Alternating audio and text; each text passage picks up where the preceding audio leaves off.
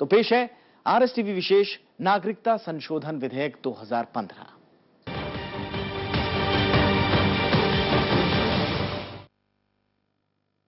तो राज्यसभा से नागरिकता संशोधन विधेयक 2015 पारित हो चुका है। इस विधेयक के जरिए विदेश में रहने वाले भारतीय मूल के लोगों को भी भारत की नागरिकता देने का प्रावधान है। सदन में सभी पार्टियों ने विधेयक का समर्थन किया। लोकसभा से भी 2 मार्च को यह विधेयक पहले ही पास हो चुका है। नागरिकता कानून 1955 में संशोधन के लिए पेश विधेयक 4 मार्च को संसद के ऊपरी सदन से भी पारित हुआ। विधेयक में विदेश में रहने वाले भारतीय मूल के लोगों को भारत की नागरिकता हासिल करने के नियम में ढील दी गई है। अगर वो योग्यता पूरी करते हैं तो उन्हें पंजीकरण के बाद भारतीय नागरिकता मिल सकती है। गृह राज्य मंत्री किरण रिजिजू ने कहा कि सरकार इस कामकाज पर नजर रखेगी। The entire process of acquisition of overseas citizen of India card holder, we will see that it is smooth and nobody is made to get pass through unnecessary hassles. विधेयक का सदन में सभी दलों ने समर्थन किया। कांग्रेस सांसद वायला रवि ने कहा कि इससे प्रवासी भारतीयों को उनका अधिकार मिल सकेगा। कुछ सांसदों ने विधेयक पर चर्चा के दौरान ये मांग की कि इसे महज वीजा नियमों तक सीमित न रखा जाए।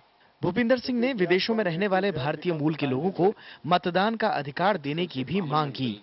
If they will be given right to vote, what the government has felt when drafting this bill, that what would be the real negative things or what Mahabharata or Ramayana will be affected if they will be given voting right. This is to be explained by the government also, the intention, very intention. But this legislation is offering them a right to register as citizens, and they can be, being a citizen of India, they can also use their other facilities, including the right to vote.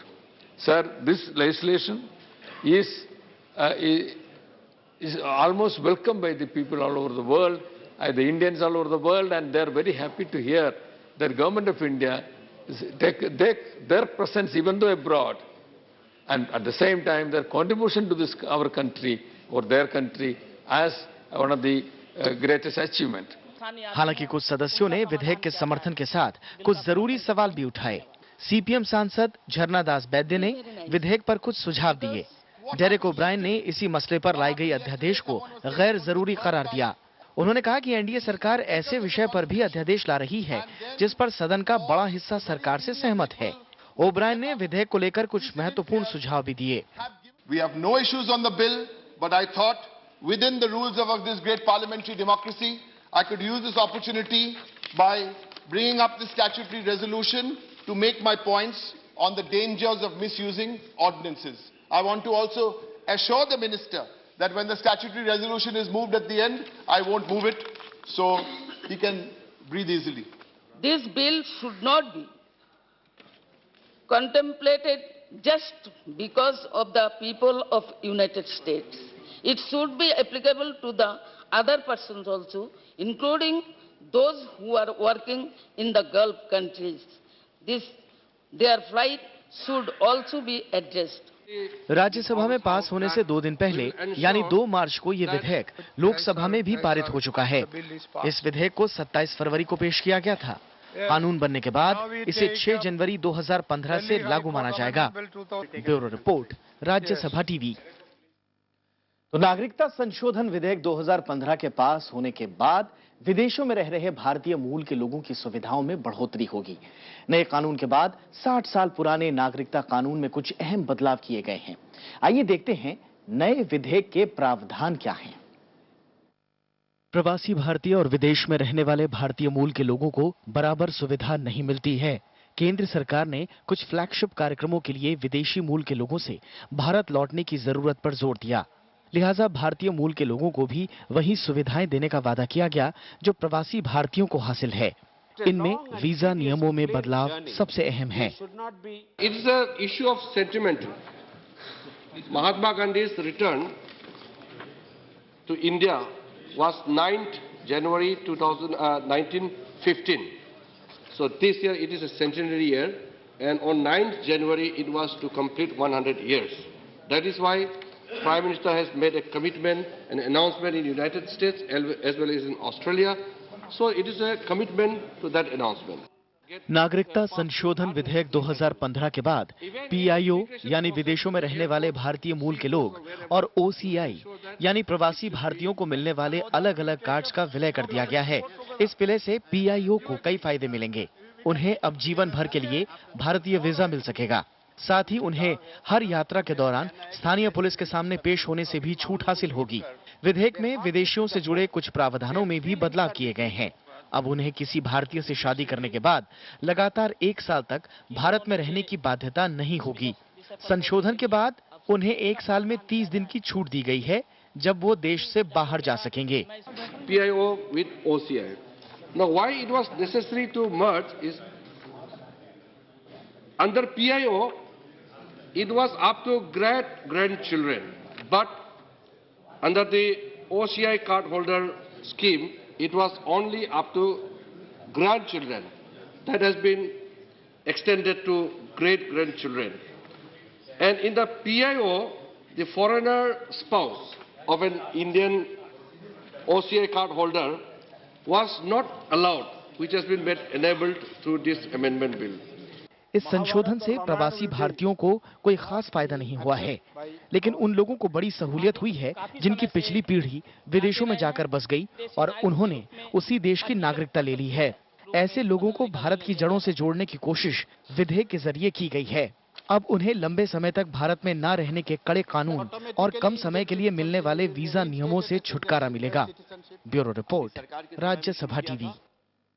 विदेश में रहने वाले भारतीय मूल के लोगों को राहत देने वाले विधेयक को पास होने में बहुत कम वक्त लगा। मौजूदा सरकार ने शुरुआती दिनों में ही संकेत दे दिए थे कि वो इस दिशा में बहुत जल्द एक नया कानून बनाने वाली है। लिहाजा प्रधानमंत्री नरेंद्र मोदी के अमेरिका दौरे के 5 महीने बाद ही ये विधेयक संसद से पारित हो गया।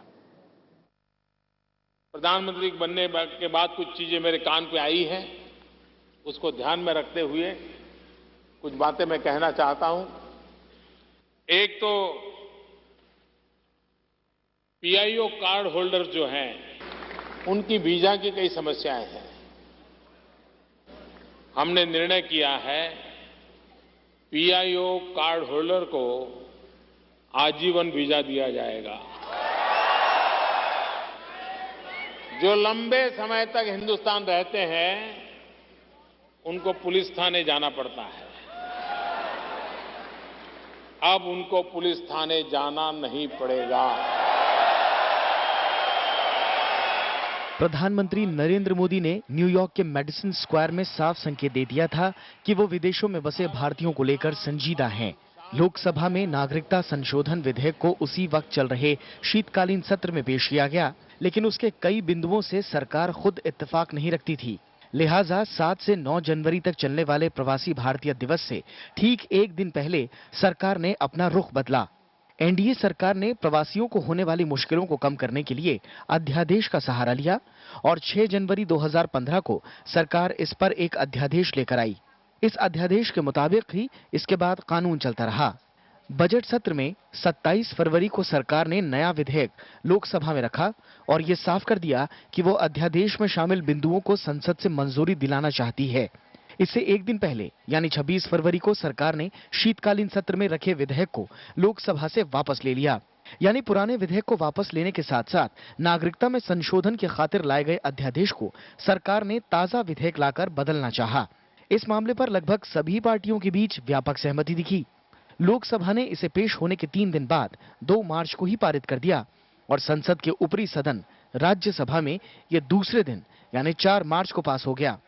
नागरिकता संशोधन विधेयक पास होने के बाद यह कानून 6 जनवरी 2015 से ही लागू माना जाएगा, यानी जिस दिन सरकार अध्यादेश लेकर आई थी। Bureau report, Rajya Sabha TV. चलिए फिलहाल रुकते एक छोटे से ब्रेक के लिए, लेकिन ब्रेक के बाद आपको बताएंगे कि भारत की अर्थव्यवस्था में प्रवासी भारतीयों का कितना बड़ा योगदान है। ब्रेक के बाद आपका स्वागत है। आप देख रहे हैं विशेष और आज बात हो रही है नागरिकता संशोधन विधेयक 2015 की। तो संसद में नागरिकता संशोधन विधेयक में भारतीय मूल के विदेशियों को खास सुविधा दी गई है। नए नियमों के तहत पीओआई और ओआईसी कार्ड का विलय कर दिया गया है और भारतीय मूल के विदेशियों को कई नियमों में छूट दी गई है। हालांकि लोग अक्सर प्रवासी भारतीय और भारतीय मूल के विदेशियों में फर्क नहीं समझ पाते। इसीलिए आइए देखते हैं इनके बीच क्या अंतर है और कैसे ये दोनों एक दूसरे से अलग हैं। विदेश जाना भारतीयों के लिए कोई नई बात नहीं है। अंग्रेजी हुकूमत के दौरान बड़ी संख्या में भारतीय विदेशों में जाकर बसे। आजादी के बाद से लेकर अब तक पलायन जारी है। इस वक्त दुनिया भर में करीब 2.5 करोड़ लोग ऐसे हैं जिनकी जड़ें भारत से जुड़ी हैं, लेकिन वो विदेशों में रह रहे हैं। ऐसे लोगों को 2 भागों में बांटा जा सकता है। एक वो जो भारत का पासपोर्ट रखते हैं और भारत के नागरिक हैं लेकिन विदेश में रह रहे हों। दूसरा वो जो कई पीढ़ियों से विदेशों में ही रह रहे हैं और वहीं के नागरिक बन गए हैं। तो जो भारत में पैदा हुए हैं, जो इन्होंने शुरू से पासपोर्ट लिया है, वो और PIO, people of Indian origin, who are born abroad, settle down abroad, but they still want to come back. विदेश में रहने वाले भारतीय एनआरआई यानी नॉन रेजिडेंट इंडियन नौकरी, शिक्षा या किसी भी दूसरी वजह से अस्थायी तौर पर दूसरे देशों में रहते हैं, जबकि विदेशी मूल के भारतीय यानी पीआईओ अब भारत के नागरिक नहीं हैं, बल्कि उनके पूर्वज भारतीय थे। भारतीय मूल के विदेशियों में एक तीसरी श्रेणी ओवरसीज इंडियंस यानी ओसीआई की है। ओसीआई उन्हें कहते हैं जो 26 जनवरी 1950 के बाद भारत से जाकर विदेशों में बस गए हों। फिलहाल सबसे ज्यादा प्रवासी भारतीय अमेरिका में रहते हैं। इनकी तादाद 28,50,000 से ज्यादा है। म्यांमार दूसरे नंबर पर है, जहां करीब 28 लाख भारतीय रहते हैं। मलेशिया में 24,50,000 और सऊदी अरब में 17,89,000 प्रवासी भारतीय हैं। इनके अलावा ब्रिटेन और दक्षिण अफ्रीका में भी इनकी तादाद अच्छी खासी है। प्रवासी भारतीयों से सांस्कृतिक और आर्थिक संबंध बनाए रखने के लिए सरकार गंभीर है, लिहाजा वीजा नीति में भी समय समय पर बदलाव होते रहे हैं।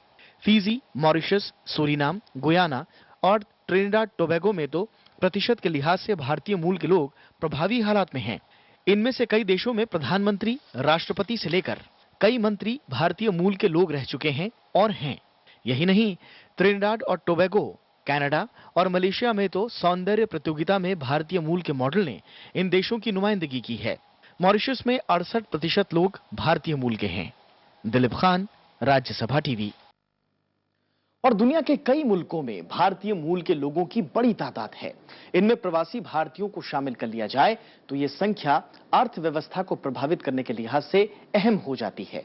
नागरिकता संशोधन विधेयक के जरिए विदेशों में रह रहे भारतीय मूल के लोगों को रियायत दी गई है ताकि देश के साथ उनका संबंध और गहरा हो। प्रवासी भारतीय मंत्रालय भी इसे देश की तरक्की के लिए मुफीद मानता है। आइए देखते हैं भारतीय मूल के लोग और प्रवासी भारतीय किस तरह भारत की अर्थव्यवस्था को फायदा पहुंचा सकते हैं। भारत की अर्थव्यवस्था दुनिया में तेजी से तरक्की करने वाले देशों की सूची में शुमार है। खरीदारी की शक्ति के आधार पर तो ये दुनिया की तीसरी सबसे बड़ी अर्थव्यवस्था है, लेकिन जीडीपी के लिहाज से संयुक्त राष्ट्र, अंतर्राष्ट्रीय मुद्रा कोष और विश्व बैंक तीनों के आकलन इसे दुनिया की 10वीं सबसे बड़ी आर्थिक शक्ति करार देते हैं। विश्व बैंक के मुताबिक भारत की जीडीपी की साइज 1,87,697 करोड़ डॉलर है। जाहिर है इसमें घरेलू उत्पादन के अलावा विदेशी निवेश का भी योगदान है, लेकिन बहुत बड़ा योगदान विदेशों में रहने वाले भारतीयों का भी है। भारत सरकार हमेशा तैयार है इन्वेस्टमेंट के लिए भी। लोग बाग यहाँ आते हैं, उनको पुलिस स्टेशन जाना पड़ता है, वो सारी चीजें उन्होंने देख ली। इससे ज्यादा और शुरुआत तो इन्होंने की है, अभी पहला ही साल है, देखिए आगे कैसे बढ़ते हैं। विदेश में रहने वाले भारतीय यानी एनआरआई और भारतीय मूल के विदेशियों यानी पीआईओ की कुल संख्या इतनी बड़ी है कि इसमें स्कैंडिनेविया के 3 देश आ जाएंगे। एनआरआई और पीआईओ की कुल तादाद लगभग 2.5 करोड़ है, जबकि स्वीडन की आबादी 97,37,000, नॉर्वे की 51,56,000 और डेनमार्क की जनसंख्या 56,55,000 है। इन तीनों को जोड़ने के बाद भारतीय मूल के विदेशियों और प्रवासी भारतीयों की बराबरी होती है। ये तीनों मुल्क मानव विकास सूचकांक के शीर्ष देशों में गिने जाते हैं। प्रवासी भारतीय मंत्रालय का मानना है कि अगर एनआरआई और पीआईओ की इस तादाद को आर्थिक विकास के लिए सही तरीके से इस्तेमाल किया जाए तो भारत ऊंची छलांग लगा सकता है। भारत में 2013 के दौरान 28 अरब डॉलर का विदेशी निवेश हुआ, जबकि इसी दौरान प्रवासी भारतीयों ने 70 अरब डॉलर भारत भेजे। इस मामले में भारत दुनिया में पहले नंबर पर है। यानी एफडीआई की तुलना में विदेश में रहने वाले भारतीय 2.5 गुना ज्यादा धन स्वदेश भेज रहे हैं। India is a land of opportunities. It is a land where we would invite the entire world to come and invest in, and the NRIs in particular. And number 3 was that there are some sentimental areas where we would like to engage the NRIs more than others, and those are things like the Clean Ganges initiative. सरकार इसे भारत की आर्थिक तरक्की के लिए इस्तेमाल करना चाहती है। लिहाजा 2003 से लेकर अब तक जितने सम्मेलन हुए, उनमें वीजा नियमों में उदारता के साथ साथ निवेश का मुद्दा प्राथमिकता में रहा। प्रधानमंत्री नरेंद्र मोदी ने इसी साल हुए प्रवासी भारतीय दिवस में भी निवेश पर काफी जोर दिया। जानकारों का मानना है कि धीरे धीरे हालात ऐसे बन रहे हैं कि ब्रेन ड्रेन की प्रक्रिया अब उलट जाएगी। इकोनॉमिक बहुत ज्यादा हो गया है, बिकॉज देखिए पहले कहा था brain drain, now brain drain in reverse. जो भारतीय वहां गए थे कुछ उम्र के बाद वो चाहते हैं वो वापस आ जाएं, और जो उन्होंने सीखा है भारत से बाहर रह के, नई नई टेक्नोलॉजी, नई नई बिजनेस टेक्निक देखी है, वो यहाँ पे उनको रेप्लिकेट करें। भारतीय मूल के लोगों और प्रवासी भारतीयों की आर्थिक गतिविधियों को भारत तक खींचने पर अब काफी जोर दिया जा रहा है। जिन लोगों को भारत में कारोबार बढ़ाने में परेशानी आ रही थी, उनके लिए नागरिकता संशोधन विधेयक के जरिए वीजा नियमों में ढील देकर देश का दरवाजा और खोल दिया गया है। दिलीप खान, राज्यसभा टीवी।